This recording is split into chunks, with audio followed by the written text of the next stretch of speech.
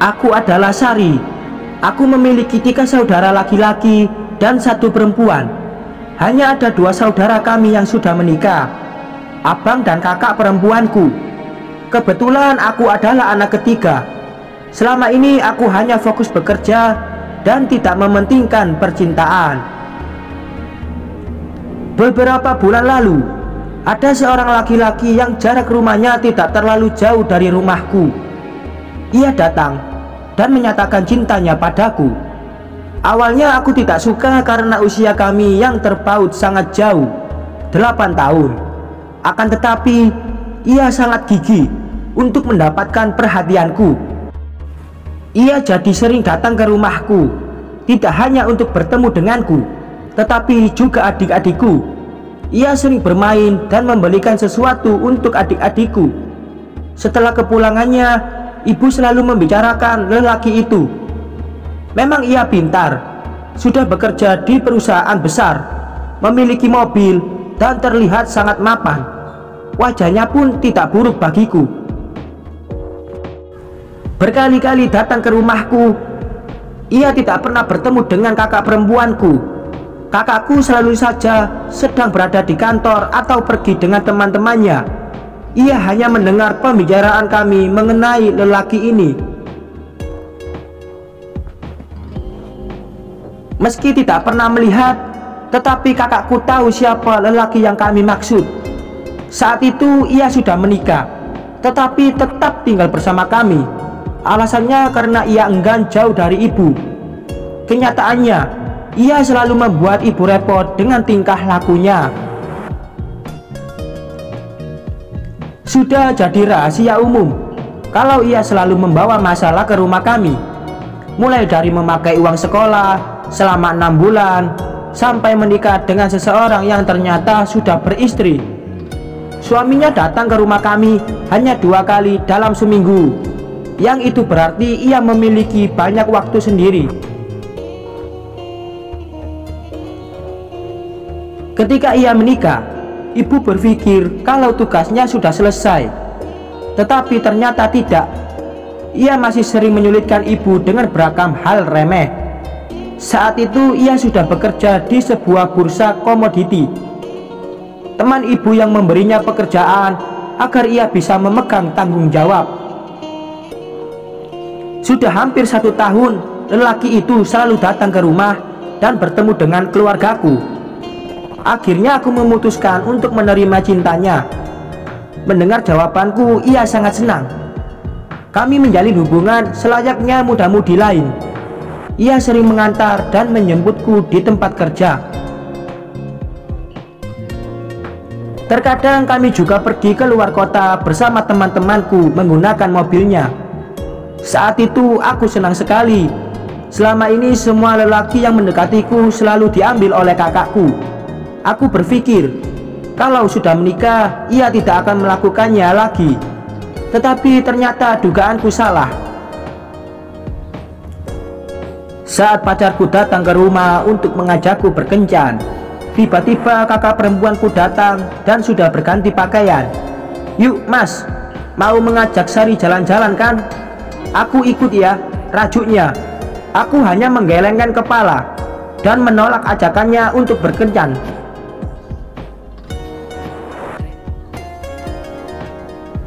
Kemudian aku meninggalkan mereka dan masuk ke kamar. Ibu segera menghampiriku. "Ri, kok jadi kakak kamu yang jalan sama si Mas?" tanya ibu. "Mas mengajak aku, tapi tiba-tiba dia datang dan sudah berganti pakaian. Aku malas kalau pergi bersama dia," jawabku. Ibu sudah tahu kalau itu adalah akal-akalan kakak perempuanku agar bisa berdua dengan pacarku. Ia selalu tidak senang jika aku didekati oleh lelaki bermobil. Padahal suaminya memiliki mobil yang tak kalah bagus dari pacarku. Sepulangnya mereka, aku melihat kakakku membawa banyak coklat.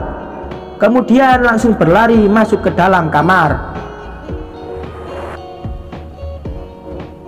Aku yang melihat itu menatap bingung dan kecewa. Hati wanita mana yang tidak kecewa melihat kekasihnya memilih pergi dengan kakak kandungnya sendiri? Di saat aku tidak ingin pergi dengannya, ketika kembali kakakku yang membawa banyak bingkisan, sedangkan aku tidak dibawakan apapun.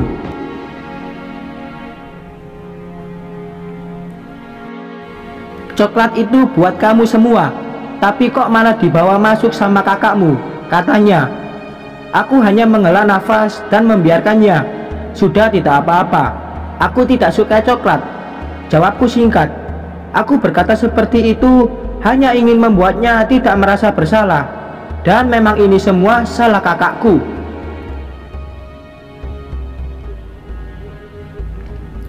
Kami mengobrol sebentar di teras, dan akhirnya ia pamit pulang karena besok harus bekerja. Ketika itu aku sedang cuti, karena harus membantu adikku mengurus beberapa berkas untuk bekerja di sebuah maskapai penerbangan. Setelah melihatnya pergi melewati pagar rumahku, aku kembali masuk ke kamar. Tiba-tiba ada suara ketukan pintu, dan tak lama ibu masuk ke dalam kamarku. "Ri, hati-hati sama kakak kamu. Bisa-bisa dia selingkuh sama pacar kamu," kata ibu. "Biarin aja Bu, dia mau selingkuh sama si Mas, tinggal bilang sama si abang kalau istrinya nyeleweng," jawabku. Sejak mereka pergi berdua, aku memutuskan untuk tidak terlalu berharap. Aku berusaha menyiapkan mental kalau kakakku kembali mengambil pacarku.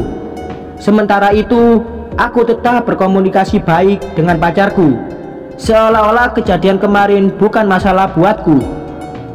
1 bulan dari mereka pergi bersama, aku tidak sengaja bertemu dengan mereka di depan rumah. Pacarku dan kakak perempuanku turun dari mobil yang sama. Ketika melihatku, mereka pun bingung harus bagaimana. Kami satu gedung kantor. Kebetulan pas turun ketemu. "Ya udah, pulang bareng sekalian. Dia mau ketemu kamu," kata kakak perempuanku sambil berjalan melewatiku. Aku melihat ke arah pacarku dan ia pun membenarkan hal itu. Ia kemudian merangkulku dan kami masuk ke dalam rumah. Kami mengobrol lama sekali di teras tanpa diganggu oleh adik ataupun kakak perempuanku. Sebenarnya aku sangat nyaman dengan lelaki ini, tetapi aku tidak mau sakit hati untuk yang kesekian kali karena kakakku. Aku menahan semua perasaan agar tidak membesar sehingga aku lupa kenyataannya. Semakin lama ketika pacarku datang, kakakku yang selalu sigap membikinkan kopi untuknya. Sejak itu aku jadi semakin sering melihat mereka pulang bersama. Dan ketika aku menanyakan hal itu, jawabannya selalu sama. Suatu sore ada teman yang datang ke rumahku. Kami banyak bercerita dan bercanda. Rupanya ia sedang jatuh cinta dengan atasannya.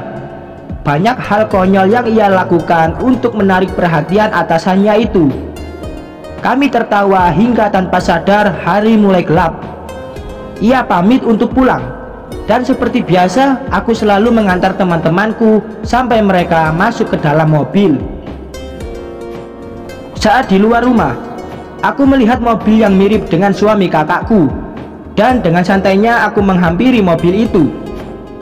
Betapa terkejutnya aku saat melihat ke dalam mobil dan menemukan kakakku sedang mencium pacarku. Baru kali ini aku tahu kalau ia memiliki mobil yang serupa dengan suami kakakku.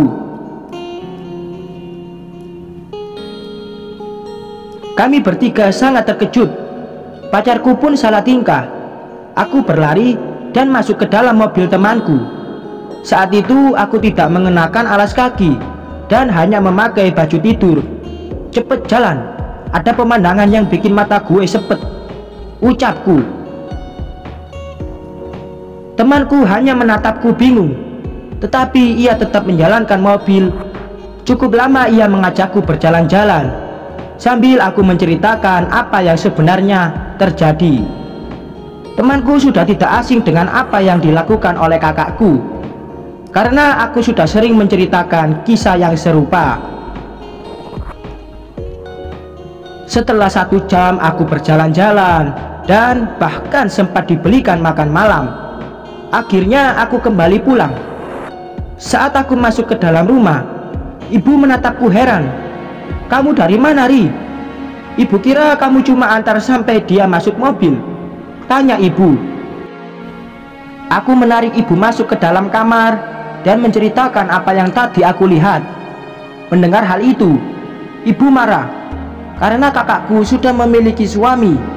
Tidak seharusnya ia seperti itu. Beberapa hari kemudian, suami dari kakakku, abang, datang dan ibu menceritakan apa yang terjadi padaku kemarin. Abang sangat marah dan memanggil kakakku. Ia mengancam kalau sampai bertemu dengan mobil itu dan ada kakakku, ia akan menyuruh anak buahnya untuk membakarnya. Saat itu kakakku hanya diam dan berkata, "Dia kayak gitu karena aku lebih cantik dari Sari, makanya dia naksir aku." Perkataan kakakku membuat abang semakin marah dan mengancam banyak hal. Sejak kejadian itu, aku menemui pacarku di luar rumah dan meminta dia untuk tidak pernah bertemu denganku ataupun kakakku. "Tolong, jangan temui kami lagi. Aku sudah tidak mau denganmu. Dan suami kakakku sedang mencari kamu," kataku. "Aku memang salah, tetapi sebenarnya yang memulai semua ini adalah kakakmu. Itu pertama kalinya dia menciumku dan aku juga sama terkejutnya denganmu," jawabnya.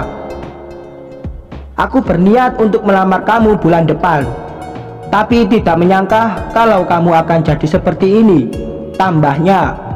Sejak saat itu aku tidak pernah bertemu dengannya lagi dan mendengar kabar kalau dia menikah dengan teman kantornya.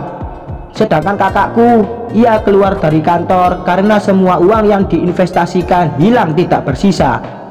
Ia kemudian dibawa ke rumah orang tua abang dan dia pun tinggal di sana. Sekian